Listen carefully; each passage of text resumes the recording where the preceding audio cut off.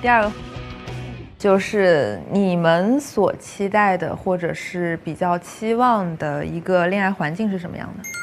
就你了，我回答过了啊，我回答过了，这是我回答的问题啊，怎么又到我了？好吧，其实我所期望的一个恋爱环境是双方是比较平等的，然后像朋友一样可以交流沟通的那种。但是遇到真的有一些问题的时候，或者是真的很严肃的一些大事的抉择面前，我觉得两个人也是能够坐下来，很好的就是理性的沟通这样子。第三个问题就是你们认为在长期关系中什么是最重要的？你来吧。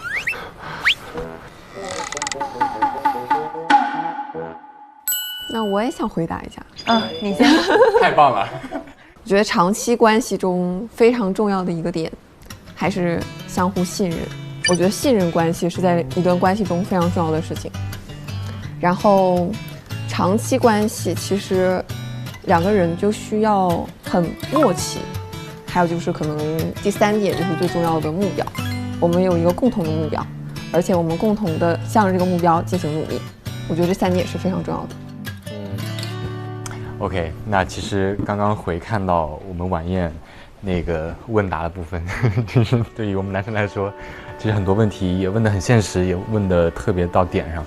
那特别是不管是聊到异地恋啊，或者说是有遇到一些可能没有边界感的同事啊，那可能会带来一些麻烦嘛。那大家都聊特别坦诚，你言我语。对，其实这种问答式的互动还是挺能让就是双方就是快速的了解对方，特别是也能让亲友团也能更多的了解到我们。对，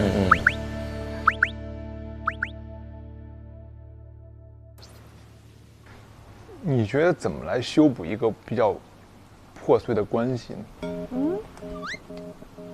可能之前有些误会，但这个误会就非常的敏感。Harry 哥是一个非常心思细的人，那就直接说啊，就直截了当的说呀。但你心里面还会因为之前一些发生事会有心结，对吧？你不能说光道歉了。那要看你道歉之后你给出的解释是否合理吧。但如果说你给出的那个解释是真诚、诚实且合理，在我这儿好像能解释得通，并且解开了误会的，那我觉得这件事情就是可以原谅的。感觉像如兰的情感课堂。你不知道我们上一期我跟刘子涵记了老多笔记了，真的吗？全都是兰兰的，就是恋爱教学，这样子的。你的表情咋那么苦涩？他在笑，但是很苦涩。苦笑啊！保护色没用啊。笑是瑞容的保护色。你的笑只是你的保护色，是吧？其实他们也慢慢的都了解彼此。对。你来说说，如果你还没想好的阶段下，我突然问你很深的问题，问你很多问题，你会怎么样？告诉他你的真实想法。那我说，我对你感兴趣，但你可能还不确定对我感不感兴趣。然后我问你很多很深的话题，一下子扑过来。我觉得首先你想问就问，他反不反感，他会表现出来。其实这个问题的假设是反向的。反向的，比如呢？他其实假设的不是他自己的处境，是对方的处境。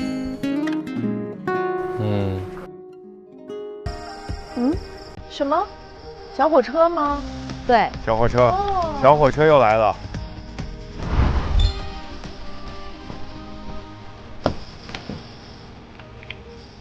该出手时就出手。哎呀，不管有没有机会，试看看再说。小火车司机这个名号现在归你了啊！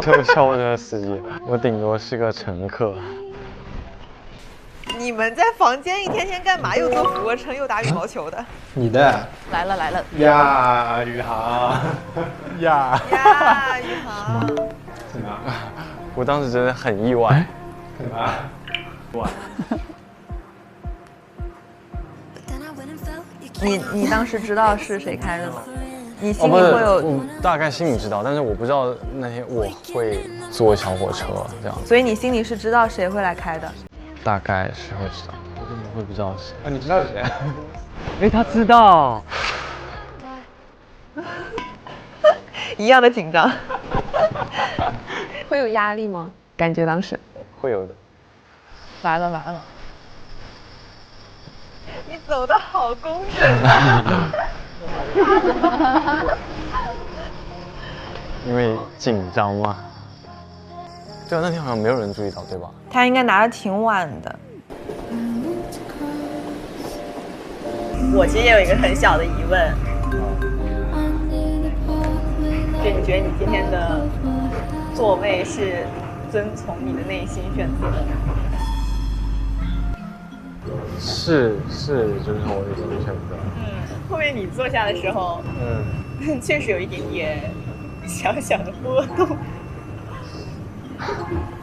那天4个人吃饭的时候，楠楠当时就问了我一个问题，就是说意思是对你是从什么时候开始？那好像是就是洗拖把的那一次。哦，就这样，就这样子嘛，这样吸收点雨水，我们真的是鬼才。这样子，就是那时候是想要了解我，结果发现，就是我的脑回路可能跟你也蛮像的。是的。啊。所以说可能就是我会比较坚定的一个原因所在吧。如果说再往前几天的话，我可能不会说得很清楚，但是这2天就变了。这2天不行，我不能委屈我自己。为什么？是原因是什么？就是想舔你一下。哎呀，我觉得我能理解你的心情和一些当下的一个情绪。在刚开始大家了解的时候，如果说我意识到我有些行为或动作会伤害到你的时候，我也会比较内疚、比较愧疚，我就也不会做一些事情。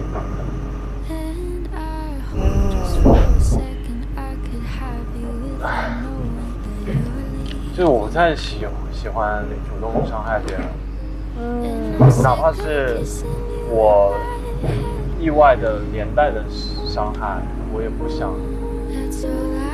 善良的人。对，其实我不知道为什么见你第一面，其实我会觉得，就像跟多多一样，我觉得我也会很想跟你做朋友，会很想跟你做朋友。说出来了，说出来了，也会很想跟你做朋友，正面拒绝。